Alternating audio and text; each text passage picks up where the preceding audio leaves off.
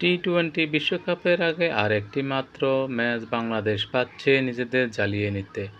New ইয়র্কের Nassau county আন্তর্জাতিক cricket স্টেডিয়ামে আগামীকাল প্রস্তুতি ম্যাচ খেলবে বাংলাদেশ-ভারত।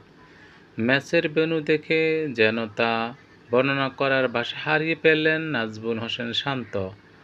৩৬,০০০ ধারণ ক্ষমতা নাসাউ কাউন্টি স্টেডিয়ামের আন্তর্জাতিক ক্রিকেট অভিষেক হচ্ছে ২০২৪ টি-টোয়েন্টি বিশ্বকাপ দিয়ে।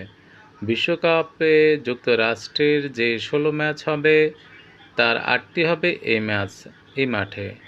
যদিও স্টেডিয়ামের নির্মাণ কাজ শুরু হয় ৩ মাস আগে, একদম শূন্য থেকে শুরু করে স্বল্প সময়ের মধ্যে এটাকে আন্তর্জাতিক স্টেডিয়ামে রূপ দেওয়া সম্ভব হয়েছে।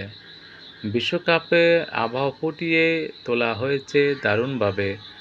ভারতের বিপক্ষে আগামীকাল প্রস্তুতি ম্যাচ মুখোমুখি হওয়ার আগে শান্ত যে মাঠ ঘুরে দেখেছেন তা আইসিসির ফেসবুক পেজে প্রচারিত হয়েছে। বাংলাদেশ অধিনায়কের মাঠের বর্ণনা দিতে গিয়ে বলেন, এটা অবিশ্বাস্য, অদ্ভুত লাগছে। বোঝাতে চাইছি যে ইন্টারনেটে সবাই যখন দেখেছি তখন কিছুই ছিল না, এখন এটাকে সত্যিকারের স্টেডিয়াম মনে হচ্ছে। নাসাউ কাউন্টি স্টেডিয়ামটি আন্তর্জাতিক ক্রিকেটের প্রথম কোনো মডুলার স্টেডিয়াম।